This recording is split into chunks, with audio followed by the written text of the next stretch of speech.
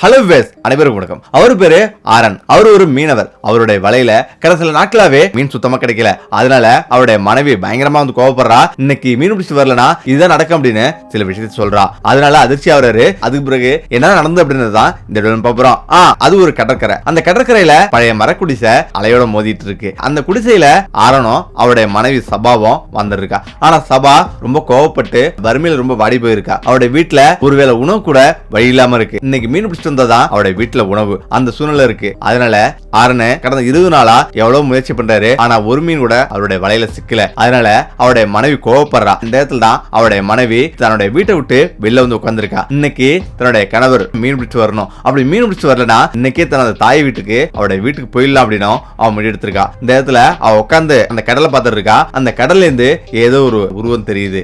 படகு வர்றது மங்களா தெரியுது. இந்த இடத்துல தான் கணவர் வந்துட்டாரு. அவர் மீன் பிடிச்சு வந்திருப்பாரு அப்படின்னு சந்தேகத்தோட பார்த்துட்டு இருக்கா. அவருடைய கணவர் அங்க வந்து இறங்குறாரு. அவருடைய வலையில ஒரு மீனோட சிக்கல் அப்படின்றத அவ தெரிஞ்சுக்கிறா. என்ன இன்னைக்கும் மீன் கிடைக்கலையா அப்படின்னு கோவப்படுறா. அது மட்டும் இல்லாம மத்தவங்க எல்லாம் எப்படி இவ்வளவு மீன் கிடைக்குது, உனக்கு மட்டும் மீன் கிடைக்காது அப்படின்னு அவ கோவப்படுறா. ஆரனு சபாவோட மொத்த பார்க்க கூட முடியல. அப்படியே உட்கார்ந்துருக்கான். இப்பதான் நாளைக்கு நீ மீன் பிடிச்சிட்டு வரலனா என்னோட அம்மா வீட்டுக்கு போயிடும் அப்படின்னு அவ வந்து எச்சரிக்கிறா. ஆரன் சொல்றான், நீ என்ன ரொம்ப காதலிக்கிறேன்னு எனக்கு தெரியும், பிரிஞ்சு போக மாட்டேன் அப்படின்னு அவன் சொல்றான். சபா கோவமா ஆரனும் பாக்குறான். முரட்டுத்தனமா இப்படி சொல்றான். கடந்த 20 நாளா நீ ஒரு மீனோட பிடிக்கல. வீட்டு சோத்தை பார்த்துக்கிட்டே சபா நான் முயற்சி பண்றேன். ஆனா நான் என்ன செய்ய முடியும், அதிர்ஷ்டம் என் பக்கம் இல்ல, கவலைப்படாத, நாளை காலையில கண்டிப்பா சரியாயிடும். நான் சொல்றத நல்லா கவனமா கேளு. நீ மீன் பிடிச்சிட்டு வரலனா நான் உன்னை விட்டு நிரந்தரமா செல்லுவேன். அம்மா வீட்டு செல்வதா அவ சொல்றா. நான் ரொம்ப பசியோட வந்திருக்கிறேன், எனக்கு ஏதாவது சாப்பாடு இருந்தா கொடு அப்படின்னும் அவன் சொல்றான். காலையில நான் எதுவுமே சாப்பிடல அப்படின்னும் அவன் சொல்றான். கோவமா உனக்கு நான் எங்க இருந்து சாப்பாடு கொடுக்க முடியும், நீ ஏதாவது சம்பாதிச்சிருந்தா தான் கொடுக்க முடியும். நானும் பசியோட தான் இருக்கேன். காலையில இருந்து நான் கடல்ல குச்சி உயிரை விடலாமா அப்படின்னு நான் நினைச்சிட்டே இருக்கேன் அப்படின்னும் அவன் சொல்றான். ஆரனும் சபாவை பாக்குறான். அவன் ரொம்ப சோகமா வெளியில போறான். சாப்பாட்டுக்கு யாராவது கடன் கொடுப்பாங்களா அப்படின்னு பக்கத்து வீட்டுக்காரரும் அவன் போறான். பக்கத்து வீட்டுக்காரர் தான் ஹிராஸ். ஹிராஸோட வீட்டை தட்டுறான். இப்ப ஹிராஸ் வெளில வராரு. அவர் கோபத்தோட பாக்குறாரு. ஏன்னா ஆரனை எல்லோருமே ஒதுக்கிட்டாங்க. ஏன்னா அவனுக்கு சுத்தம் மீன் கிடைக்கல, அவன் ஒரு துரதிருஷ்டவாளி அப்படின்னு எல்லோரும் நினைக்கிறாங்க. இந்த இடத்துல தான் ஹிராஸிடம் வீட்டுல சாப்பாடு எதுவுமே இல்ல, ஏதாவது உணவு இருந்தா கொடு, பணம் இருந்தா கொடு அப்படின்னு அவன் சொல்றான். ஹிராஸ் ரொம்ப கோவப்படுறான். இங்க எதுவுமே இல்ல, இன்னொரு முறை இங்க பணம் காசுன்னு கேட்டு இங்க வந்துடாத அப்படின்னு அவன் சொல்றான். இந்த இடத்துல தான் அங்க நிறைய மீன்கள் எல்லாம் கிடக்குது. அத அவன் காலையில சந்தையில விற்க போறான். ஹாரூன் அந்த மீன்கள் எல்லாம் காட்டுறான். கடவுள் உனக்கு நிறைய மீன்கள் கொடுத்துருக்கான், எனக்கு இந்த மீனையாவது கொடுக்கலாம். நான் ஒன்னும் பிச்சை கேட்கல, இது உங்களிடம் இருந்து கடனா தான் கேட்கிறேன். நான் கடல்ல இருந்து மீன் பிடிக்கும் போதெல்லாம் நான் உங்களுக்கு ஒரு மீனுக்கு பதிலா 2 மீனை திருப்பி தருவேன் அப்படின்னு ஆரன் சொல்றான். ஹிராஸ் கோவமா உனக்கு மீனே கிடைக்காது, எனக்கு 2 மீன்கள் தருவியா அப்படின்னு இந்த இடத்த போ அப்படின்னும் அவன் சொல்றான். ஆரன் சொல்றான். ஆரனும் வேறொரு வீட்டை நோக்கி செல்றான். அங்கிருந்தவங்களும் ஆரனை அவமானப்படுத்தி அனுப்புறாங்க. இப்ப கடற்கரை ஓரமா வந்து உட்காந்து, ஓ கடவுளே, எனக்கு ஏன் இந்த சோதனை, 20 நாளா ஒரு மீன் கூட எனக்கு கிடைக்கல, என்னை ஏன் இப்படி சோதனை பண்ற, என்னோட வீட்டுல மனைவி சாப்பிடாம படுத்திருக்கா அப்படின்னு ரொம்ப சொல்லிட்டு வருத்தமா வந்து உட்கார்ந்துருக்காரு. இந்த இடத்துல தான் அங்க ஒரு பெரியவர், பாபான்ற ஒரு பெரியவர் இவனை பாக்குறாரு. இப்ப அவனை பார்த்து, ஏப்பா இங்க வந்து உட்காந்துருக்க, பயங்கரமான அலைலாம் வருது, இந்த அலையில உன்னை அலை இழுத்துட்டு போயிடும் வா அப்படின்னும் அவர் சொல்றாரு. எதுவுமே கேட்காம ஆரன் அப்படியே உட்காந்துருக்கான். இப்பதான் சொல்றாரு, கடல் நீர் இன்னும் மேல வரும் போல இருக்கு, இங்க உட்கார்ந்து இருப்பது மிகவும் ஆபத்து, எழுந்து போ அப்படின்னும் ஆரனிடம் சொல்றாரு. ஆரனோ தலையை குனிஞ்சு சிந்தனையில மூழ்கி உட்கார்ந்துருக்கான். அலைஞ்சு தெரிஞ்சதால அந்த முதியவருடைய குரல் அவனுக்கு கேட்கல. பிறகு மகனேன்னு சொல்றாரு. ஆரனு இந்த முறை எதுவும் சொல்லாதால முதியவர் அவனுடைய தோல்ல கை வச்சு, உனக்கு என்ன பிரச்சனை, உனக்கு ஏதாவது பிரச்சனையா அப்படின்னும் அவர் கேட்கிறாரு. இந்த இடத்துல திரும்பி பாக்குறான். இப்பதான் அவரை வந்து கவனிக்கிறான். அவன் அழுது அவன் சட்டம் முழுவதும் நினைஞ்சிருக்கு. என்னதான் நடந்ததுன்னு சொல்லு அப்படின்னும் அவர் கேட்கிறாரு. ஆரன் அழுதுகிட்டே, சாப்பிட ஏதாவது கிடைக்குமா அப்படின்னும் அவன் கேட்கறான். அந்த முதியவர் சிரிச்சுக்கிட்டே, அவ்வளவுதான் நான் அவர் கேட்கிறாரு. நான் சீக்கிரம் வரேன்னு சொல்லிட்டு அவர் அங்கிருந்து புறப்படுறாரு. அவர் வீட்டுல இருந்து சாப்பாடு, பருப்பு குழம்பு, காய்கறி அப்படின்னு ஒரு தட்டு நிறைய சாப்பாடு எடுத்து வர்றாரு. ஆரன் கொடுக்குறாரு. ஆரன் ரொம்ப சந்தோஷமா மனைவிட எடுத்துட்டு போறான். ஆரன் வந்த பிறகு அவருடைய மனைவி மறைச்சு இருந்த சோத்தை சாப்பாடு எடுத்து சாப்பிடுறா. சாப்பிட்டுட்டு படுத்துறா. இந்த இடத்துல தான் ஆரன் வீட்டுக்கு போறான். இப்ப போய் பார்த்தா அங்க சபா சாப்பாடு எடுத்து வந்திருக்கேன் சாப்பிட அப்படின்னு சொல்றான். இப்ப சபாவும் எழுந்திருச்சு. அவ ஏற்கனவே ஒரு முறை சாப்பிட்டா. இப்ப 2வது முறை அவளும் சாப்பிடுறா. இப்ப சாப்பிட்டுட்டு 2 பேரும் படுத்துறாங்க. சாப்பாடு கிடைச்ச மகிழ்ச்சியில ரொம்ப சந்தோஷமா படுத்துங்கிறான். இப்ப நாளைக்கு கண்டிப்பா மீன் பிடிச்சிட்டு வந்துடணும். அப்படி மீன் பிடிக்காம இங்க வரவே கூடாது. 2ல ஒண்ணு பார்த்தோம்னு சொல்லிட்டு விடியறதுக்குள்ளேயே அவன் மனைவி ஏந்திரிக்கிறதுக்குள்ளேயே புறப்படுறான். விடியில காலைல 5 மணிக்கே புறப்படுறான். அவன் போறத அவன் மனைவி பார்த்துட்டே இருக்கா. இப்பதான் அவன் கடலுக்கு போறான். கடல்ல அவன் வலை வீசி பார்க்கறான். ஆனா அவன் வலையில ஒரு மீன் கூட கிடைக்கல. இப்ப உச்சி வெயில் அவன் வந்து வாட்டிக்கிட்டு இருக்கு. பசியோட திரும்ப திரும்ப முயற்சி பண்றான். ஆனாலும் அவனுக்கு மீனே சிக்கல. இப்பதான் நம்ம மீன் பிடிக்காம இன்னைக்கு வீட்டுக்கே போக முடியாது. மனைவி சொன்னது அவனுக்கு ஞாபகம் வருது. இன்னைக்கு மட்டும் மீன் பிடிச்சிட்டு வரலன்னா கண்டிப்பா நான் என்னோட அம்மா வீட்டுக்கு போயிடும் அப்படின்னு சொன்னது அவனுக்கு ஞாபகம் வருது. இந்த இடத்துல தான் அவன் திரும்ப திரும்ப முயற்சி பண்ணிட்டு மீன் கிடைக்காதால ரொம்ப சொந்து போறான். இந்த இடத்துல தான் அங்க யாரோ வர மாதிரி அவனுக்கு தெரியுது.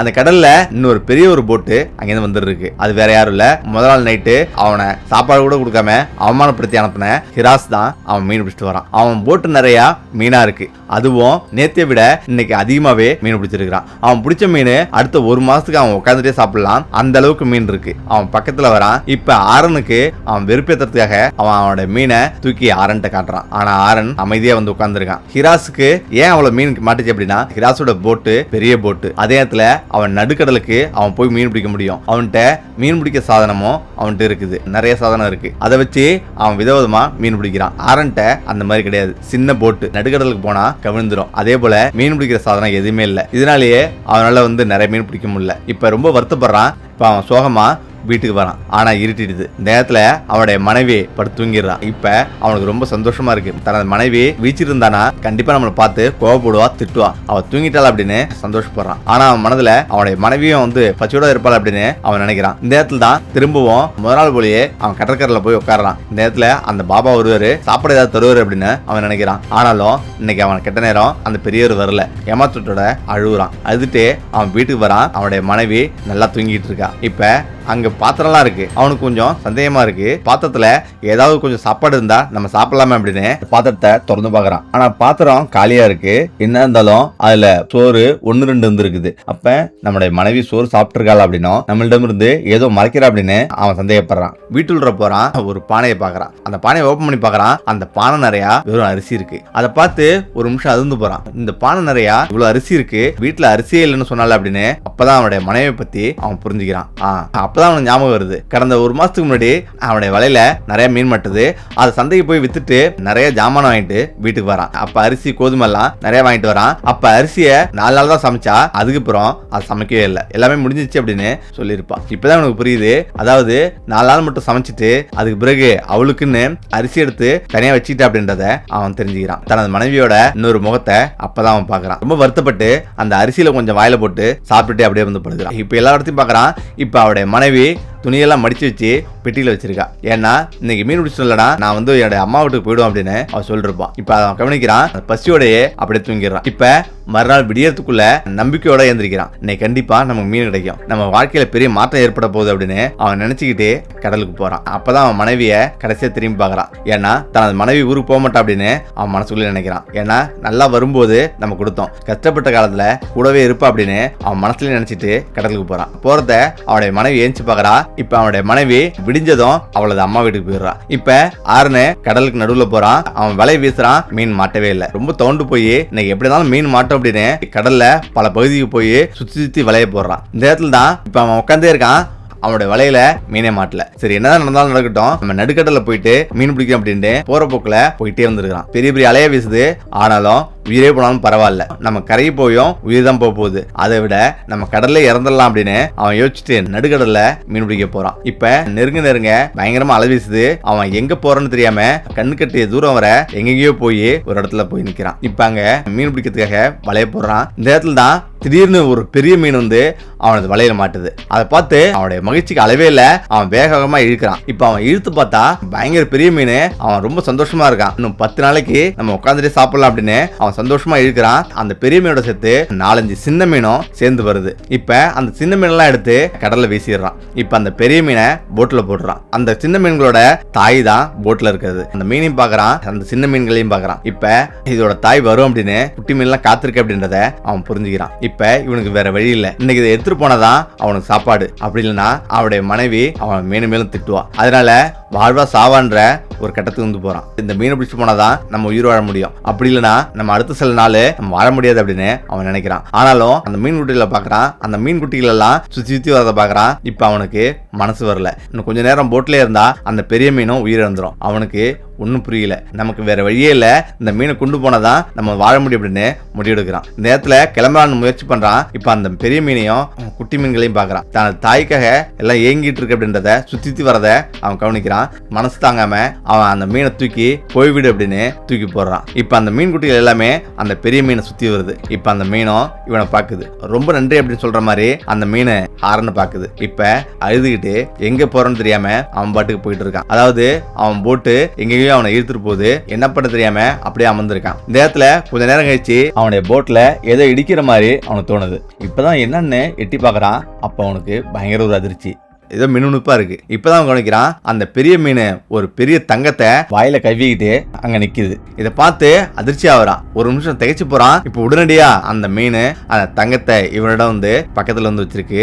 அதை வந்து கையில வந்து வாங்குறான். அளவுக்கு அதிகமான சந்தோஷம். அவனுக்கு ஒண்ணுமே புரியல, கையால் புரியல. ரொம்ப மகிழ்ச்சி ஆகுறான். அந்த மீனுக்கு நன்றி சொல்றான். இந்த இடத்துல சரி சபாவிட்ட போய் காமிப்போம் அப்படின்னு அவன் வேகமா வீட்டுக்கு வரான். வீட்டுல வந்து சபாவை பார்த்தா சபா ஆள் இல்ல. இப்பதான் அவன் தன்னுடைய மனைவி ஊருக்கு போயிட்டாள் அப்படின்னு ரொம்ப வருத்தப்படுறான். சரி அப்படின்னு தங்கத்தை எடுத்துட்டு போய் சந்தையில வித்துட்டு திரும்பவும் அவனுடைய மனைவிக்கு போன் பண்றான். அவனுடைய மனைவியோட அப்பா போன் வச்சிருக்காரு. இப்ப அந்த நம்பருக்கு போன் பண்ணா அவருடைய மனைவி அவனுடைய குரலை கேட்க கூட இஷ்டம் இல்லைன்னு அவருடைய அப்பாவோட சொல்றான். அதனால அவருடைய அப்பா சொல்றாரு, இதுக்கு மேல இங்க போன் பண்ற வேலை வச்சுக்காத, இதோட நிப்பாட்டிக்க அப்படின்னு அவர் சொல்லிடுறாரு. இதை கேட்டு ரொம்ப வருத்தப்படுறான். இப்ப போன் அப்படியே வச்சிடுறான். இப்ப அவரோட பணம் நிறைய இருக்கு. இப்ப பணம் இருக்கும்போது நம்ம மனைவி இல்லையே அப்படின்னு ரொம்ப வருத்தப்பட்டு போய் கரையிலே வந்து உட்காந்துருக்கான். இப்ப மறுநாளும் அதே போல உட்காந்துருக்கான். இப்ப அதே மீன் ஒரு தங்க காசு கொண்டு வந்து கரையில வீசுது.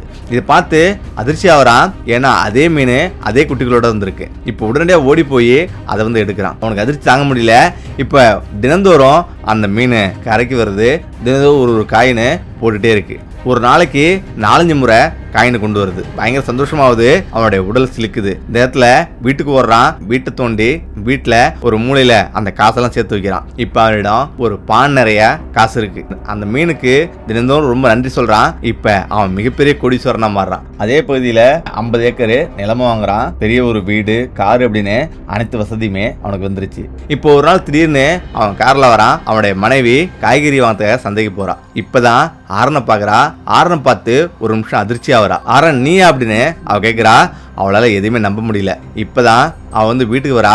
வீட்டுல அவளுடைய மனசு ஃபுல்லா ஆரனை பத்தி ஓடிட்டு இருக்கு. இப்பதான் ஆரன் என்னை மன்னிச்சிரு, நான் இது போல தப்பு பண்ணிட்டேன் அப்படின்னு அவன் போன் பண்ணி பேசுறான். ஆனா ஆரன் எதுவுமே பேசாம இருக்கிறான். இப்ப திரும்ப வந்து என்னை மன்னிச்சிரு, உன்னை விட்டு போயிருக்க கூடாது, ஆனா நான் மிகப்பெரிய தப்பு பண்ணிட்டேன், நீ கஷ்டப்படும் போது நான் கூடவே இருந்திருக்கணும், என்னை மன்னிச்சிரு அப்படின்னு சொல்றான். ஆனா அவளோட மனசுல அது ஆழமா புரிஞ்சிருக்கு. அவளை கஷ்டத்துல இருக்கும்போது என்னை விட்டு போனியோ, இதுக்கு மேல நீ என் கூட வாழ்ந்தாலும் எந்த ஒரு பிரயோஜனமும் இல்லை, நான் உன்னை எப்படி நம்புறது அப்படின்னும் அவன் கேட்கிறான். இப்ப அவ திரும்ப போயிடுறா. இப்ப சபாவோட அப்பா எல்லாருமே வந்து ஆரனிடம் மன்னிப்பு கேட்கிறாங்க. இப்ப சரி அப்படின்னு தனது மனைவியை மன்னிச்சு ஏத்துக்கிறான். அதுக்கு பிறகு 3 குழந்தைகளை பெற்றுறான். அவனுடைய வாழ்க்கை சந்தோஷமா கழியுது. ஓகே, நம்மள இதோட பிரச்சனை மீண்டும் அடுத்த சந்திப்போம். நன்றி, வணக்கம்.